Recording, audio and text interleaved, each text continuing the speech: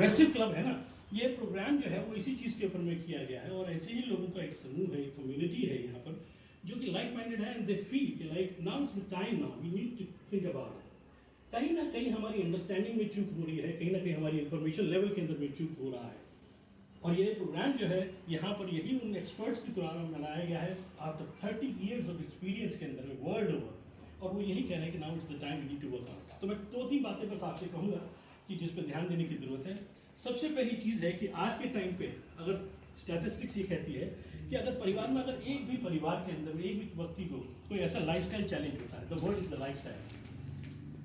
Lifestyle बीमारी किसी को भी अगर होता है ना, थैंक यू सो मच, किसी को भी अगर एक लाइफस्टाइल चैलेंज होता है तो अराउंड 35 to 40% उनकी इनकम या सेविंग में फर्क पड़ जाता है। और अगर गॉड फॉरबिड अगर 2 लोगों का हो जाए तो और ज़्यादा हालत खराब है ना। और ये हम देखते हैं इनफैक्ट जो ट्रीटमेंट कॉस्ट है कितनी एक्सपेंसिव हो रही है ना। ये लोग इन्वेस्ट यहाँ पर क्यों कर रहे हैं, वो इसी वजह से कर रहे हैं बिकॉज ICMR की स्टडी भी ये कहती है, Indian council of medical research, सन 2007 की जो इन्फॉर्मेशन है वो ये है कि हमारी जो खुराक है, हम जो खाते हैं उसके अंदर में जो न्यूट्रिशन वैल्यू है हमारी खुराक की, that has reduce to around 49%। मतलब हम जो खा रहे हैं उसमें जो हमको न्यूट्रिशन मिलना चाहिए वो 49% करिए, और वो भी फिगर कब की है, 2007 की। तो आज करीब 14-15 साल बाद कम से कम उसको 55-60 तो आसपास ले सकते हैं। तो अगर 60% उसमें डिप्रिशिएट कर गया, डिप्लीट कर गया है क्वालिटी जो न्यूट्रिएंट्स की जो है हम जो खा रहे हैं, तो हमारे शरीर को इसका मतलब मिल कितना कम रहा है। और जो मेजर कारण है हमारे प्रॉब्लम्स का, हमारी न्यूट्रिशन डेफिशिएंसी। तो इस बात को तो एक्सेप्ट करना पड़ेगा कि आज हमारी खुराक के अंदर में डेफिशिएंसी है, तो ये तो हमको बिल्कुल समझना होगा इस बात को। और इसकी वजह से हो क्या रहा है कि दूसरे और चैलेंजेस बहुत आ रहे हैं। हमारा लाइफस्टाइल किस समय क्या उतना फर्क पड़ गया है। हमारा जो पहले के ज़माने में जिस तरीके से हम जो काम करते थे, सुबह सुबह निकलते थे, आज कोविड ने तो बिल्कुल ही घर के अंदर में कर दिया है, जिसकी वजह से दूसरी प्रॉब्लम्स अब क्रिएट हो रही हैं। हमने उसके बाद के कितने इफेक्ट्स हमने यहाँ पर देखे हैं। तो आज हम बात यही कर रहे हैं कि साहब कि क्या कारण है इसके अंदर में कि हम ये कमाल किया, तो मैंने लिखा भी नहीं, फिर भी सारे एक पेन खत्म हो गए।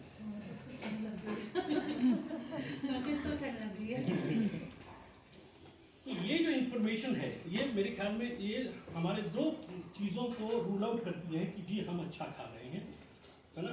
यहाँ पर एक बात को एक्सेप्ट करने की जरूरत है कि हमारी न्यूट्रिशन डेफिशिएंसी बहुत ज़्यादा है। एक हेल्थ के अंदर में सबसे ज़्यादा जो फैक्टर ला रहा है, जो कि आप सब मानेंगे, वो है स्ट्रेस। स्ट्रेस एक बड़ा मेजर रोल प्ले करता है, बच्चे से लेके बड़े तक सबको स्ट्रेस है। और स्ट्रेस की कोई परिभाषा नहीं है। ज़्यादातर हम लोग जो है आपके जितने भी एजुकेटेड क्लास है वो स्ट्रेस को ज़्यादातर वर्क रिलेटेड ही लेता है, लेकिन स्ट्रेस टाइम रिलेटेड भी हो सकता है, स्ट्रेस आपका इमोशन रिलेटेड भी हो सकता है, स्ट्रेस किसी भी चीज़ के ऊपर भी हो सकता है। बच्चे को स्ट्रेस है आज के टाइम पे। तो ये जो प्रोग्राम है बेसिकली ये इसके ऊपर में भी काम कर रहा है, जिसके लिए 3 फैक्टर्स बहुत इंपॉर्टेंट देखे गए हैं। सबसे पहली चीज़ जो IQ लेवल का, हम बचपन से बच्चों के ऊपर में प्रेशर डाल रहे हैं IQ लेवल।